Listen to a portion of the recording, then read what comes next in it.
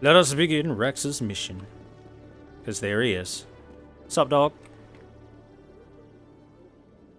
Witnesses saw you making threats in Fist's bar. Stay away from him. I don't take orders from you. This is your only warning, Rex. You should warn Fist. I will kill him. You want me to arrest you? I want you to try.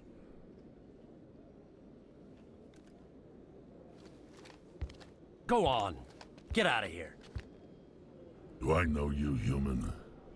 Name's Shepard. My name's Shepard. I'm going after Fist. Thought you might want to come along. Shepard. Commander Shepard. I've heard a lot about you. We're both warriors, Shepard.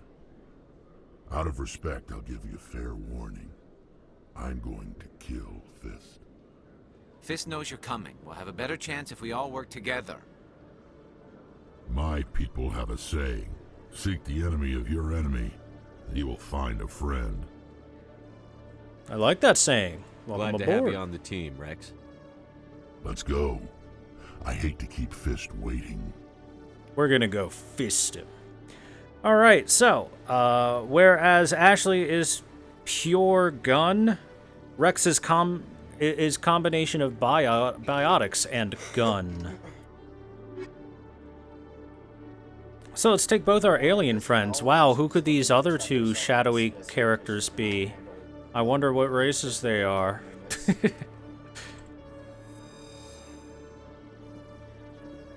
Alright, now that Rex is on the squad, let's level him up. So you see Rex has warp, throw, barrier, stasis, which means that he has a couple of biotic abilities, just like we do.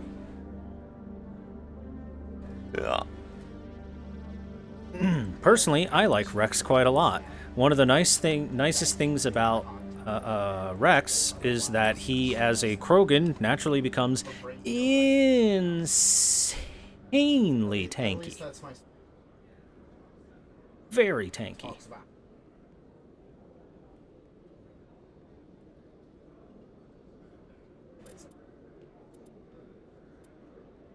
Yeah, I know.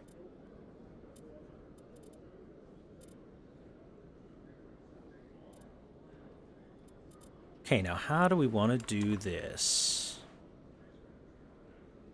He's basically a Vanguard. He's similar to a Vanguard, yeah. Not exactly the same, but similar.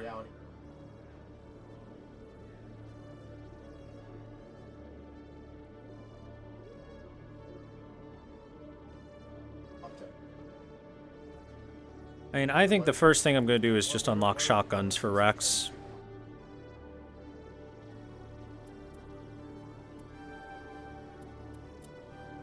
After all, shotgun proficiency. Rex is good with shotgun proficiencies. And now we'll just combat armor up a bit. We got to get to heavy armor for Rex, and maybe 1 point in Krogan Battlemaster, just to give us a starting baseline with it. And I'd say we're good here. Now let's make sure Rex has a nice shotgun. He's currently got a Storm 1. We can definitely upgrade that for him and give him something better. Like the Scimitar.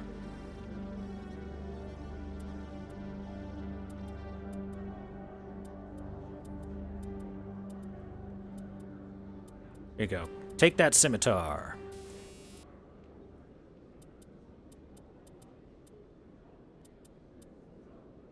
Here, get some anti-personnel rounds on it.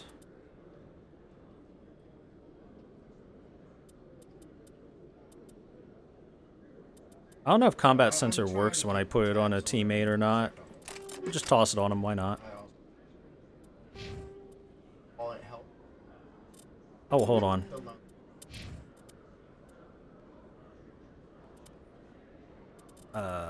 Right, I don't have Krogan armor to throw on him. Every time I visit the Citadel, C-Sec brings me here for a friendly chat.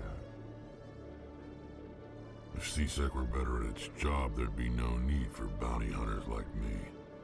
Fair enough. I used to have an office here. Spent half my time doing paperwork. You always see a few civilians hanging around the academy waiting to speak to an officer about some problem or other. Every time I visit the Citadel, CSEC brings me here for a friendly chat.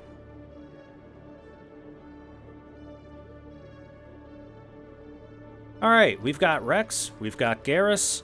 What more CSEC could we brings want? me here for a What more could we possibly want? I mean, we can go expose Sarah now. What do we gotta do? Go to Korra's den and go kill Fist. Yeah, we can do that. Let's check the offices for a moment, though.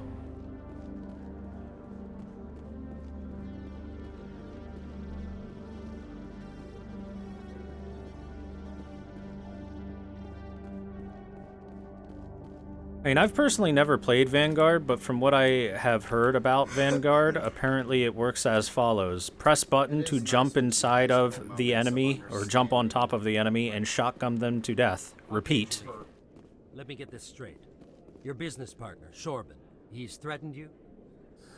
Well, no, not exactly. But he wants to meet with me. I think he's going to kill me. And why do you think that? I can't really get into the details. But Shorban will kill me if I leave here unprotected. I can't help you. Not unless you give me something more to go on. I can't. I'm sorry. Hey there. Oh, you're not CSEC, are you? Did you want something? What were you trying to explain to the officer before? My colleague is trying to kill me, and I thought we were friends. It's a pretty serious claim. How do you know he wants you dead? He's changed. He won't talk to me at work anymore, and he started following me. I always feel Yesterday, like he followed me somebody's all the way watching home, me. just waiting for a chance. I don't care what anyone thinks. He wants me gone. I know it. Is there something I can do? Talk to your friend, maybe? Would you? That's all I want. Someone to talk to him. Tell him to leave me alone. He thinks he can just push me around, but you'll show him, won't you? Yeah, I'll talk to him. Just tell me where he is and I'll go find him. Oh, right. Well, he wanted to meet with me down in the wards near the markets. He said he just wanted to talk, but I know better. His name's Shorban. He's a Solarian. You shouldn't have any trouble. He's just a scientist. Shorban. That's the guy who wanted us to scam the Keepers. Garrus, you weren't there for The that. Keepers? Well, even more reason to go after him. That's against regulations. I better look into this right away. Find out what he's up to. Anything's possible with Shorban these days. Well, good luck. Not the regulations. Hello, Commander. Howdy. You don't got a phone or nothing to look at? You're just chilling? Okay. Getting more side quests to do.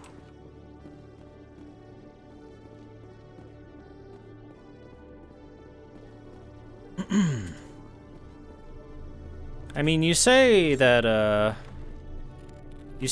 characters got stronger in future games. I feel like in Mass Effect 2, the Adept felt a bit weaker. if CSEC were better at its job, there'd be no need for bounty hunters like me. But that's fine. No biggie. Look at all these terminals. All the codex info. Ship and vehicles.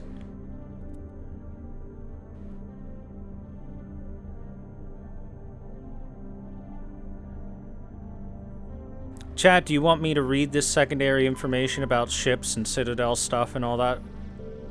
I can, if you wish to. Ugh. Ecological.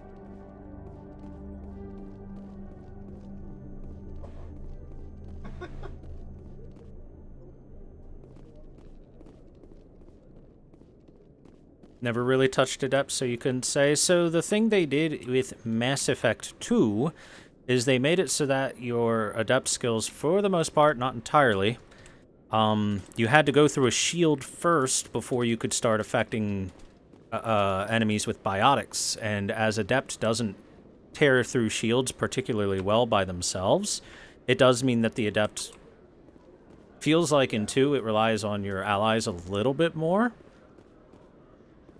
So much lore? Alright, chat. It's time for the lore.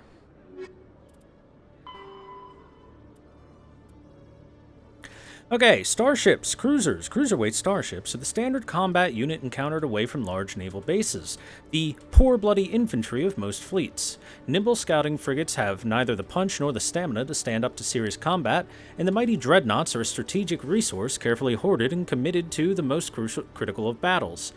Cruisers perform routine, independent, show-the-flag patrols in settled systems and lead flotillas of frigates in small engagements, such as pirate suppression campaigns.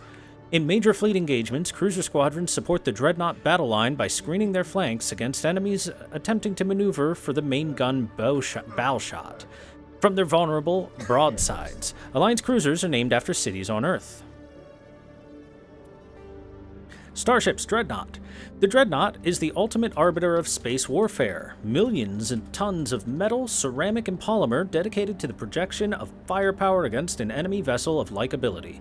No sane commander would face a Dreadnought with anything less than another Dreadnought. A Dreadnought's power lies in the length of its main gun.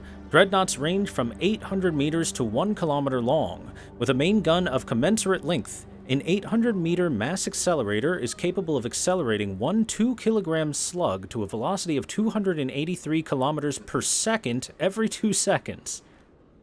Each slug has the kinetic energy of 38 kilotons of TNT, 3 times the energy released by the fission weapon that destroyed Hiroshima. When used to bombard planets, some of this kinetic energy is lost due to atmospheric re-entry friction.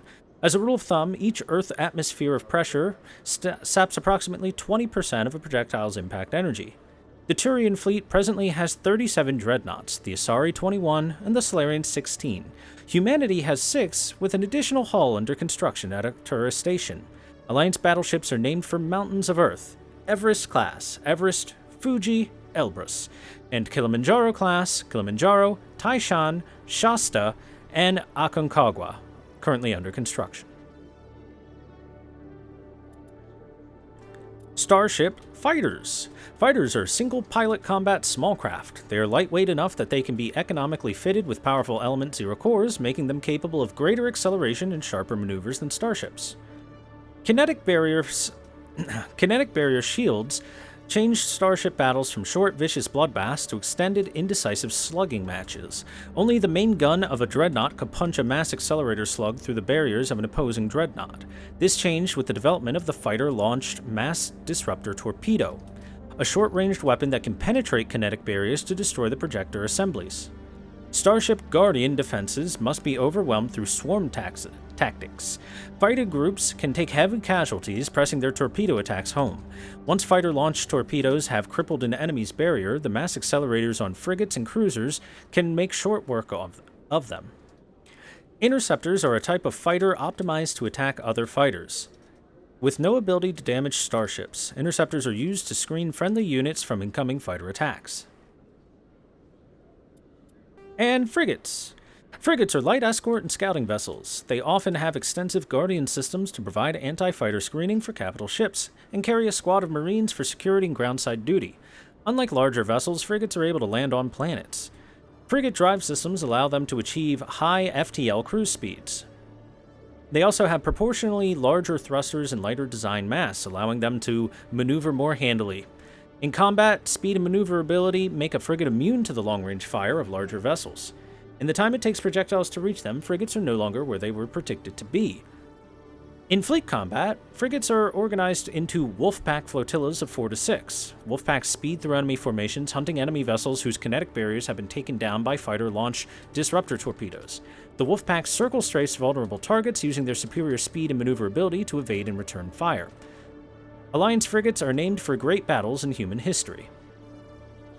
I like how it basically deals out what a space war would look like. And that is, You have the cruisers on the front line facing each other, the dreadnoughts in the back line threatening to shoot a super death strike at anything in their path. The fighters going around launching anti-shield torpedoes at everything, while the frigates follow after the fighters to take down everything that's lost their shields. Pretty cool. Alright, Citadel Station, Security Services, CSEC. Citadel Security is a volunteer police service answering to the Citadel Council. The 200,000 constables of CSEC are responsible for maintaining public order in the densely populated Citadel. They also provide pirate suppression, customs enforcement, and search and rescue throughout the Citadel cluster. CSEC has 6 divisions. Enforcement, uniformed officers who patrol the Citadel and respond to emergencies. Investigation, detectives who puzzle out the truth behind crimes and bring perpetrators to justice. Customs, screens the thousands of passengers and cargo containers that pass through the Citadel's ports every day. Network, deals with cybercrimes like identity and copyright theft, hacking and viral attacks, and illegal artificial intelligence. Special Response deals with hostage situations, bombs, and heavily armed criminals. In the unlikely event that attackers board the Citadel, they are also the front line of defense armed with military-grade equipment. AKA Special Response doesn't actually work very often. And Patrol, the naval arm with ships stationed throughout the Citadel cluster. Unlike the other divisions, they are rarely seen at the Citadel, nor do they stay in one place for long. Joining CSEC is prestigious. Applications must be sponsored by a Citadel Counselor or the ambassador of an Associate Council race. Generally, applicants have many years of distinguished service in the military or police forces of their nation, but an inexperienced applicant with demonstrable talent will be fairly considered. CSEC and the Spectres are often at odds. Many CSEC members, notably current executor Venari Pellin, believe that allowing Spectres to be above the law is a dangerous practice. The actions of Saren Arterius lend credence to this position. The Spectres, in turn, are aggravated when CSEC's dedication to procedure and due process hampers their investigations. Spectres are all like, come on, man, I don't need to fill out a form. And then CSEC's like, I swear to God, if you don't put pen to paper, I'm going to slap you. The Citadel is surrounded by a blue-tinted reflection nebula. The light of the nebula is actually light from the Citadel, scattered and reflected back at the station. At first, the Serpent Nebula was assumed to be made of microscopic construction debris. Prevailing theory holds that the Protheans used molecular nanotechnology to manufacture the incredibly durable materials used in the Citadel. But unlike other nebula, the Serpent does not dissipate over time. Yo, thanks Dave for the follow. Therefore, it must be replenished constantly. The current popular theory is that the non-recyclable waste collected by the Citadel's keepers is somehow rendered down to the atomic or molecular level and ejected into the cloud. The thick nebula presents a navigation hazard. Beyond the relatively clear areas around the Citadel, electrical discharges are common. These are not blocked by kinetic barriers and can severely damage metal-framed starships. In addition, some dense knots of dust can overwhelm the repulsion of kinetic barriers on smaller ships. If such a vessel is moving fast enough at the time, the effects are similar to being hit by a sandblaster. Attempting to reach the Citadel through open space navigation is inadvisable. The only safe approach is through the various mass relays that orbit it. So yeah, the Citadel station is in the middle of a huge nebula. That would be one way to make it kind of difficult to mount some sort of assault on the Citadel. Treaty of Ferrixen.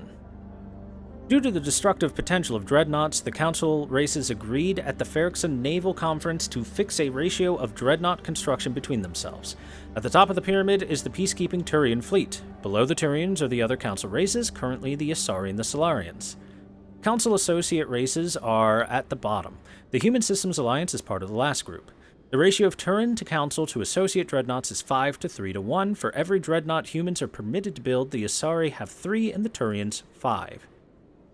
Which means humans making a 6th dreadnought would actually start to be pushing the limit, considering what everyone else has. And combat hard suit. Small arms. All modern infantry weapons, this is from great. pistols to assault rifles, use micro-scaled mass accelerator technology. I love this one. Projectiles consist of tiny metal slugs suspended within a mass-reducing field, accelerated by magnetic force to speeds that inflict kinetic damage. The ammo magazine is a simple block of metal. The gun's internal computer calculates the mass needed to reach the target based on distance, gravity, and atmospheric pressure, then shears off an appropriate-sized slug from the block. A single block can supply thousands of rounds, making ammo a non-issue during any engagement. Top-line weapons also feature smart targeting that allows them to correct for weather and environment. Firing on a target in a howling gale feels the same as it does on a calm day at the practice range. Smart targeting does not mean a bullet will automatically find the mark every time the trigger is pulled. It only makes it easier for the marksman to aim. So yeah, the reason that ammo is not a thing in Mass Effect 1 is because your ammo is essentially unlimited due to the fact that the way that weapons work is they have this small bit of metal inside them. They shave off a very minuscule piece of it and then fire it at basically massless speed, which is what makes it so incredibly useful. We're talking rounds smaller than a bullet, but because they're fired at such insane speeds, they have even more effectiveness than what a bullet normally would have. Which is so cool! Which is so cool!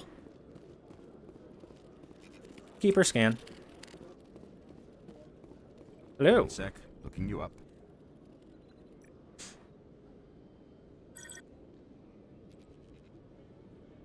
Commander Shepard, here with the Alliance military. First time on the Citadel, that about right? Sure is. How did you know all that? I'm the CSEC requisitions officer. I need to make sure our buyers are authorized. So, will you be purchasing anything today, Commander Shepard? Sure, Show what you me got? what you've got. Excellent. I hope you find what you're looking for. Oh, the Stinger 6. That'll be a really good pistol eventually when we have a lot of money. Aldrin Labs are licensed for the Normandy Quartermaster. Made upgrade, heavy armor for a human, light armor for a human, medium armor for a human, biotic amp. Okay. I couldn't get anything I want anyway at the moment. Ah, well.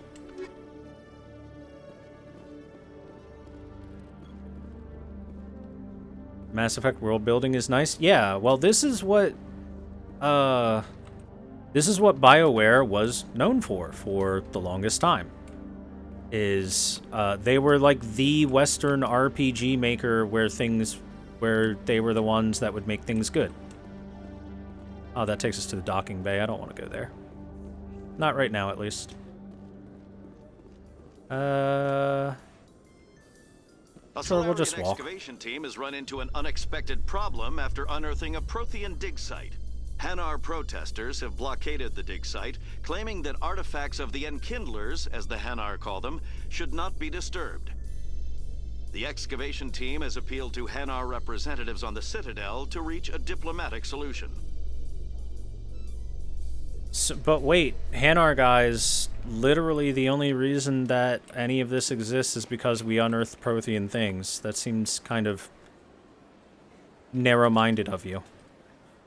Just saying.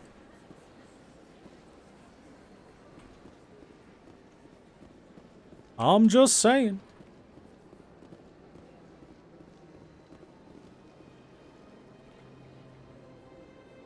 Okay, I gotta go up first.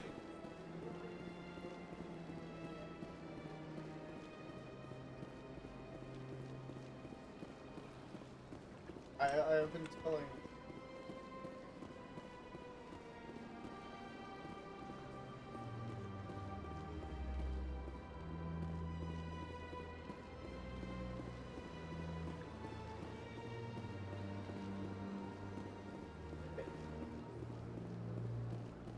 To the financial districts. We still haven't been to the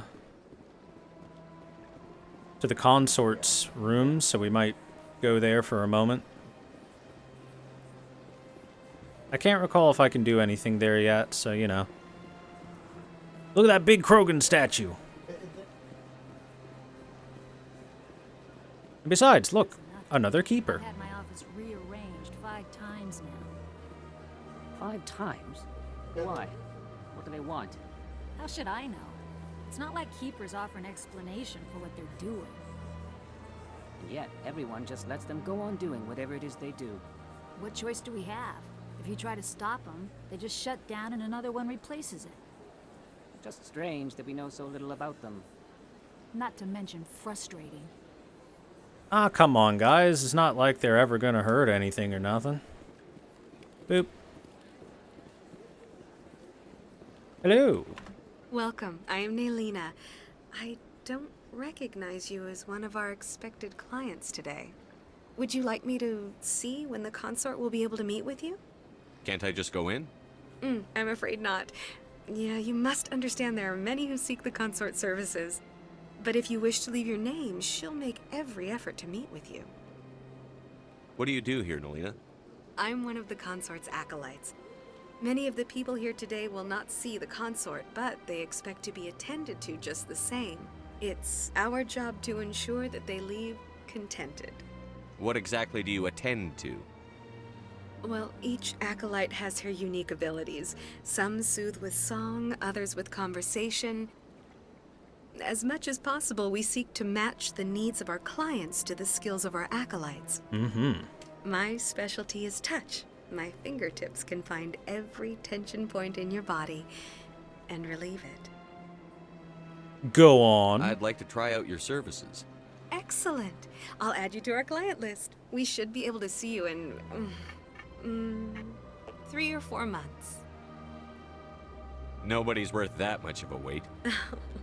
Well, that's not for me to judge. I have your name and you'll be contacted. Is there anything else? 3 to 4 months, jeez. What is the consort? What does she do? It's difficult to explain. She's many things to many people and something different for each. Some seek her for advice, some for entertainment, others still for pleasure. Most of the time, our clients won't realize what they were seeking until after she has provided it for them. Ah, I'm gonna invite her to my D&D campaign. You make her sound like some kind of oracle.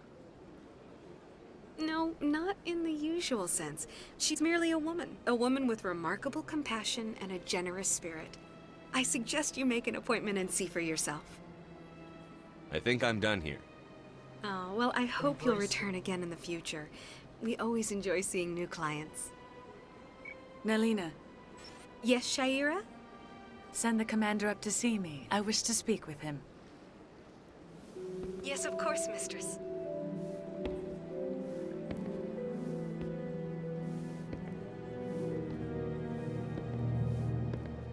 Huh.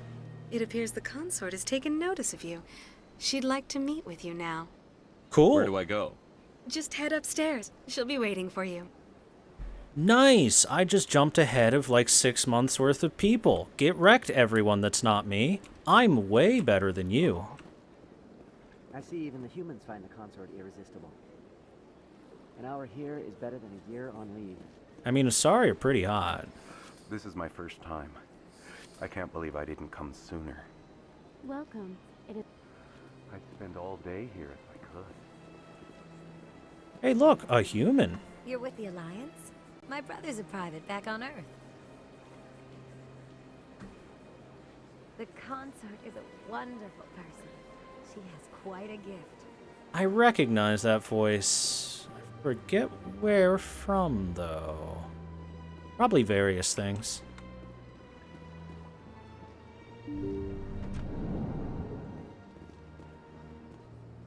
Sup, That is Shakira? close enough, Commander. I've heard a great many things about you since your arrival here in our citadel. Checking up on me? And who are you? What exactly do you do? That depends on your needs. I offer advice to some, comfort to others. I have a certain problem that could use your expertise. Maybe I can help. I have a friend, Septimus, a retired Turian general. I won't discuss the details, but he wanted me to be more than I could be. We had a falling out. Now he spends his days in Korra's den, drinking and spreading lies about me. If you would speak to him as a fellow soldier, I believe he will listen to you and let the matter be. What happened? What happened between you? I respect his privacy too much to go into the details. If he wishes to tell you what happened, that is his prerogative. What exactly do you want me to tell him? Appeal to a sense of honor. Remind him of his position as a general. No longer checking out. If you can convince him to stop spreading lies about me, I would be very grateful. Like how she just rubs her face against you and probably touches your Now I junk must while ask she you to says take that. your leave. I have many clients waiting to see me. You can't just turn your back on me. Please, Commander. I ask that you return to me only after you have spoken with Septimus. Okay, fine. We'll bang later. I get the feeling they're not used to seeing Krogan walking around up here. I could use a snack. Think there's any fish out in that lake? My first CSEC posting was here on the Presidium. Mostly for show, not much crime up here. It never gets dark here. They keep the artificial sunlight on at all times. Rex has a cute tail. Well, the Krogans are basically like big old turtles. Big old turtle people.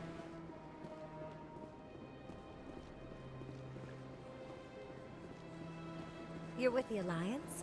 My brother's a I have to admit I'm a little nervous. That's understandable. Many are a little unsure what to expect their first time. Don't get me wrong. I've only heard good things about the consort. It's just...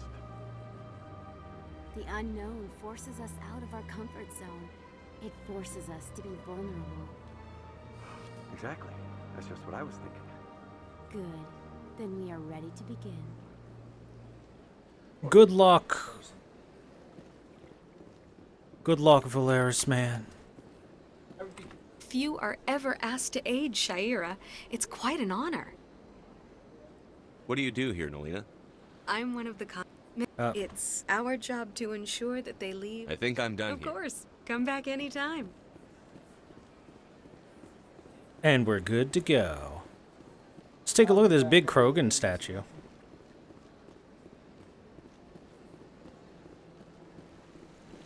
Look at that big dick Krogan statue.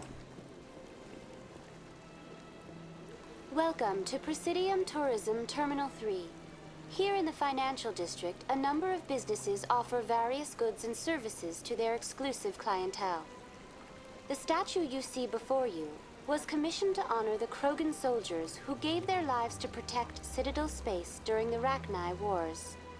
In the aftermath of the Krogan Rebellions, several embassies petitioned to have the statue removed. However, this motion was eventually quashed by the Council. Tell me about the rebellions. Tell me more about the Krogan Rebellions. In recognition of their efforts during See ya, the Twister. Rachni Wars, the Krogan were granted several new colony worlds by the Council. Over the next 400 years, the Krogan species began to expand. Blessed with an extremely high birth rate, their numbers began to swell. Faced with a critical overpopulation crisis, the Krogan started a violent colonization of nearby worlds inhabited by other Council species. The Krogan Rebellions had begun. For a full century, the Council and its member species fought to bring the Krogan under control. With the aid of the newly discovered Turian Empire, they were ultimately successful. Sounds like quite the cycle. You needed the Krogan to stop the Rachni. Then you needed the Turians to stop the Krogan. So who's gonna stop the Turians? I am sorry, but that question is beyond my programming parameters. The Turians are members of the Citadel Council. They are not a threat to galactic peace. I like to say that with Garrus right next to us, like, dude, what the fuck? Why did the Council fight so hard to keep the statue? Shepard, what the hell? The Krogan were instrumental in saving the galaxy from the Rachni threat. The Council believed this historical fact should not be forgotten. The Council also hoped that preserving the memorial would improve diplomatic relations with the Krogan and bring about a peaceful resolution to the rebellions. Yeah, about that. Unfortunately, the Krogan refused to negotiate and only surrendered after their population and homeworlds had been ravaged by the Turians.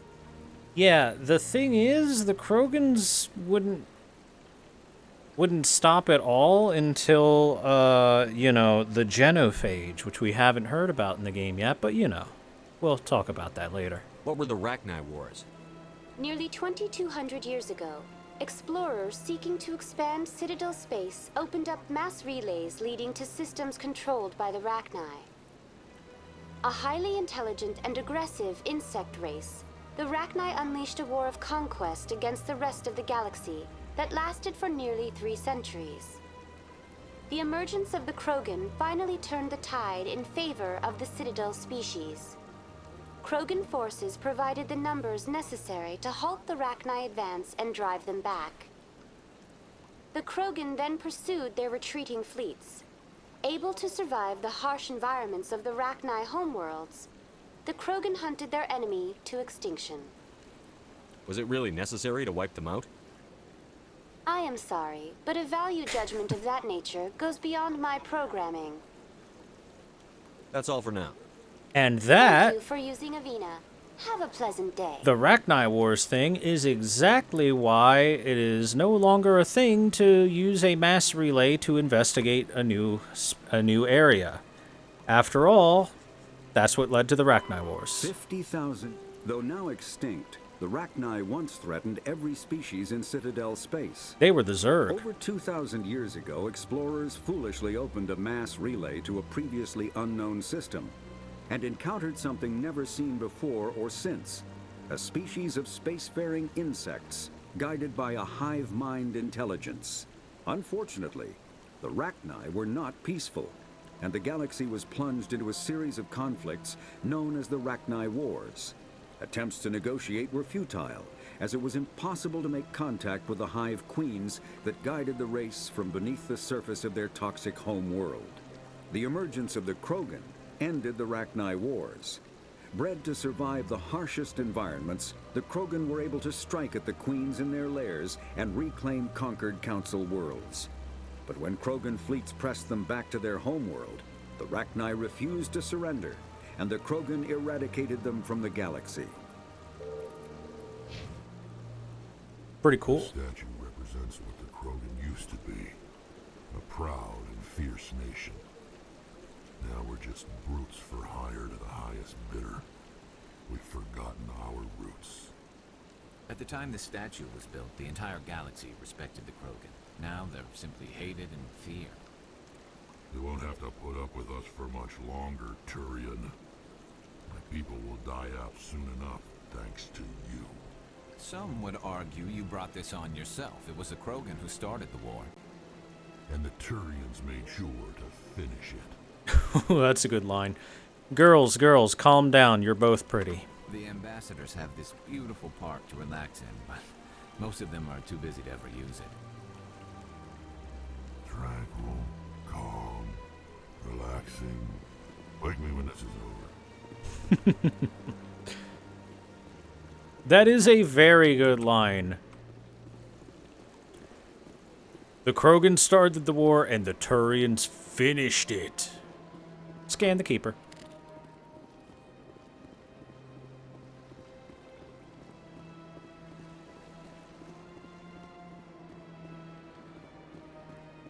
We do a little bit of genocide. Hello, Hanar Shopkeeper. Ah, human. This one is greatly pleased to see you here in my decadent emporium. Who are you? This one's face name is Delaninder, though many in this place simply refer to it as Delan. Please take time to examine the fine goods it has for purchase, all of great worth. Why do you refer to yourself as this one and it? For the same reason that humans are so inquisitive. It is part of our culture. Specifically, Hanar only refer to themselves in the first person with family or intimates. And we rarely do so with other species. It is just our way. Cultural reasons. Who are you? This one's face name is Delaninder, though many in this place simply refer to it as Delan. Please take time to examine the fine goods it has for purchase, all of great worth. Why do you refer to yourself as this? And we rarely do so with other species. What exactly do you sell? Only the finest and most luxurious items that credits can buy. This one is able to procure almost any item the human would desire, for a price, naturally. Man, this one's spitting some mad game. Let's see what you got. I'd like to see these rare and wonderful items. Oh, this one is pleased to do so, human. You will not be disappointed. See our non-human armors. Alright, we got Turian light armor, Quarian light armor, Turian medium armor, Krogan medium armor, and Krogan heavy armor available. Unfortunately, these are kind of expensive. I'm still low on money. Commander, it is Show me your good. items. Oh, this one is pleased to do so, human. But standard you items. will not. Shotgun, human stuff. Human stuff is standard, apparently. Certa Foundation license for the Normandy Quartermaster. I might start buying these. Ah, heck. Give me the Quartermaster license. Commander. Show me your items. Oh, this one is pleased to do. Upgrades. We've got recoil damper for better stability. High caliber barrel 2 and anti-personnel rounds. Anti-personnel rounds are kind of tempting, but oh well. Do I get info on the Hanar yet? Krogan Rebellions. After the Rachni War, the quick-breeding Krogan expanded at the expense of their neighbors. Warlords leveraged their veteran soldiers to seize living space while the council races were still grateful. Over centuries, the Krogans conquered world after world. There was always just one more needed. When the council finally demanded withdrawal from the Sari colony of Lusia, Krogan overlord Kradak stormed off the citadel, daring the council to take the worlds back. But the council had taken precautions. The finest STG operators and Asari huntresses had been drafted into a covert observation force, the Office of Special Tactics and Reconnaissance. The Spectres opened the war with crippling strategic strikes. Krogan planets went dark as computer viruses flooded the extranet. Sabotaged antimatter refineries disappeared in blue-white annihilation. Headquarters stations shattered into orbit-clogging debris rammed by pre-placed suicide freighters. Still, this only delayed the inevitable.